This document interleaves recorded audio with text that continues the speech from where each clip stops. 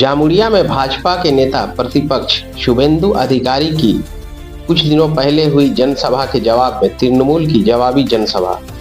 जामुड़िया कुछ दिन पहले भाजपा के नेता प्रतिपक्ष शुभेंदु अधिकारी द्वारा बंगाल विधानसभा में कार्यकर्ता सम्मेलन को संबोधित किए जाने के बाद आज तृणमूल कांग्रेस की ओर से जामुड़िया में एक जनसभा आयोजित की गई। सभा में आसनसोल उत्तर के विधायक एवं मंत्री मलय घटक, राज्य के परिवहन मंत्री स्नेहाशीष चक्रवर्ती, जामुड़िया के विधायक हरेराम सिंह, रूपेश यादव सहित बड़ी संख्या में टीएमसी के नेता और कार्यकर्ता उपस्थित रहे।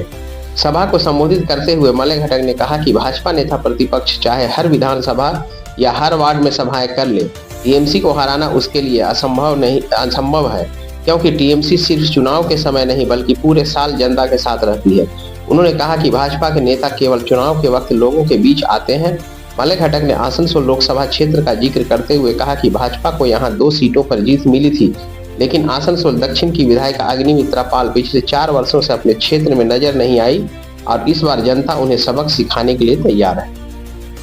उन्होंने दावा किया कि लोग उसी को वोट देते हैं जो जनता के लिए काम करता है और मुख्यमंत्री ममता बनर्जी की सरकार करीब 100 जन कल्याणकारी योजनाएं चला रही है, जबकि भाजपा सिर्फ झूठ बोलती है।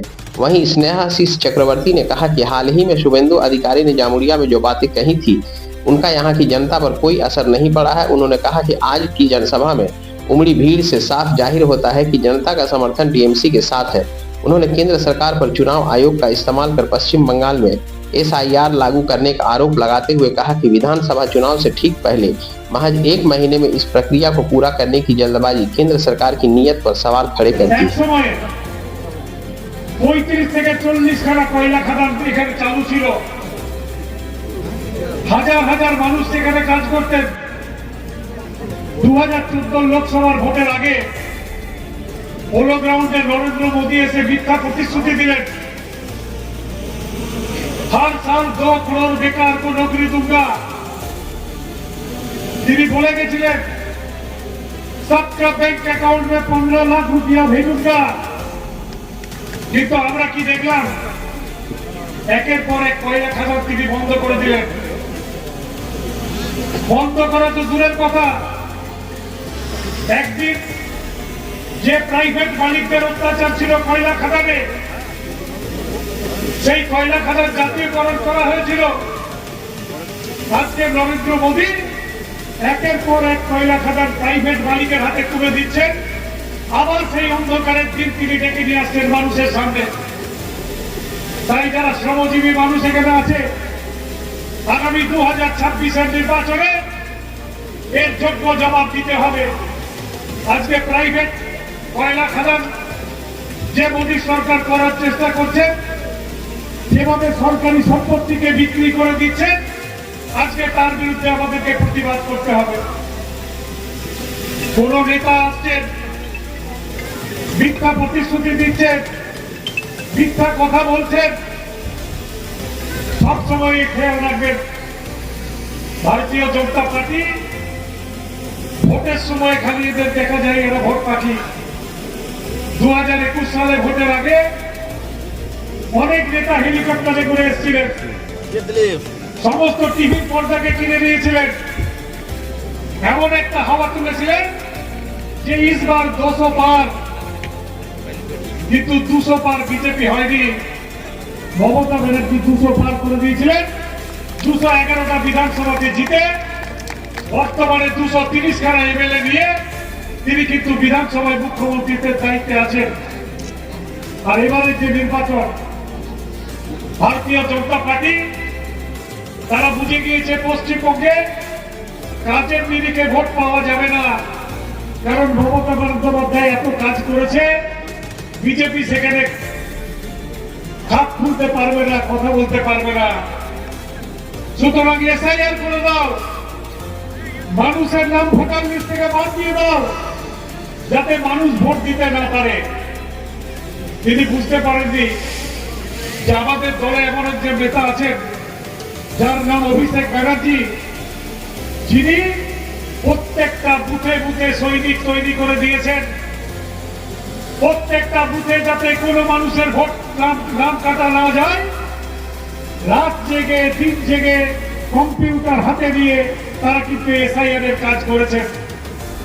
আর এই বিরোধী দলনেতা বিজেপির যারা নেতা তারা জায়গায় জায়গায় প্রচার করেছিলেন আমাদের রাজ্যে নাকি 1 কোটি রোহিঙ্গা আছে, কিন্তু এসআইআর শেষ হওয়ার পরে দেখা গেল একটাও রোহিঙ্গা খুঁজে পাওয়া গেল না। তাই এরা মিথ্যেবাদী, মানুষকে মিথ্যা কথা বলে, মানুষকে মিথ্যা প্রতিশ্রুতি দেয়, মানুষকে ধাপ্পা দেয়, আর ভোটে জেতার পরে এদেরকে পাওয়া যায় না। আজকে জিনিসের দাম বেড়ে গেছে। 2014 সালে গ্যাসের দাম ছিল 400 টাকা। ঠিক এই ময়দানে রাজ্যের বিরোধী দলনেতা শুভেন্দু অধিকারী তিনি সভা করতে এসেছিলেন। খালি জামুরিয়া নয়, বিভিন্ন জায়গায় বিভিন্ন বিধানসভায় তিনি যাচ্ছেন, জনসভা করছেন।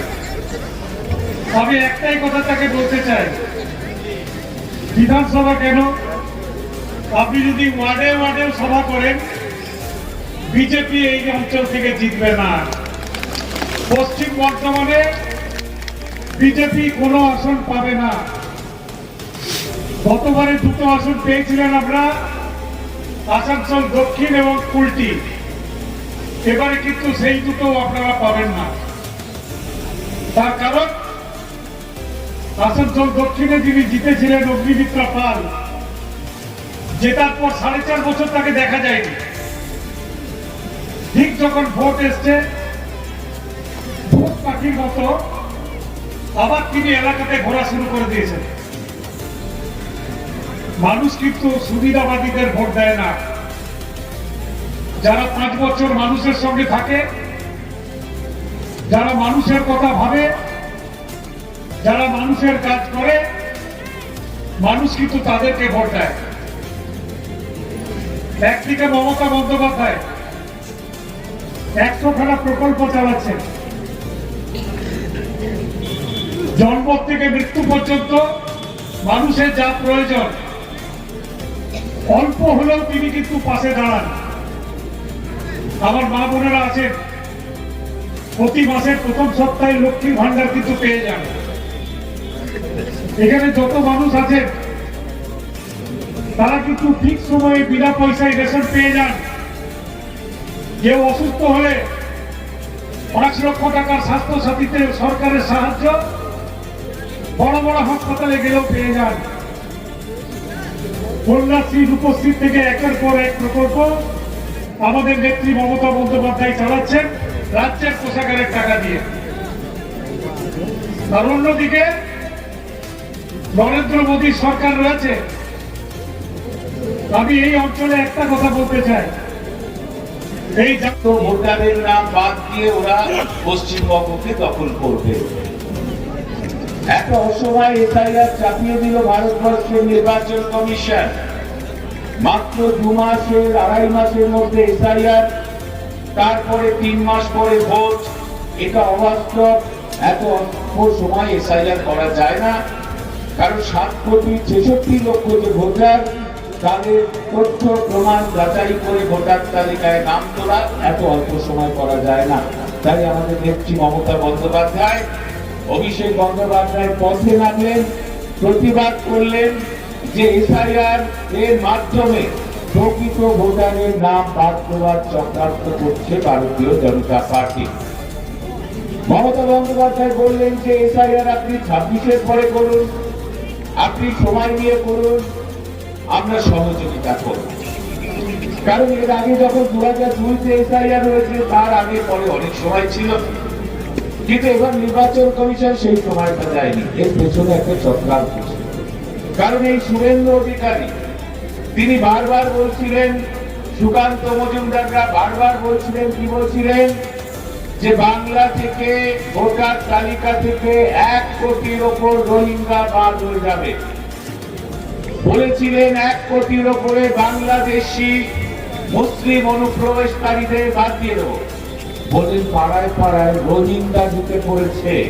শুভেন্দু অধিকারী বলেন চারিদিকে রোহিঙ্গা ছেয়ে গেছে। বললেন যে দড়ি দিয়ে বেঁধে এই রোহিঙ্গাদের আমরা মায়ানমারে পাঠিয়ে দেব কিংবা কক্সবাজারে পাঠিয়ে দেব।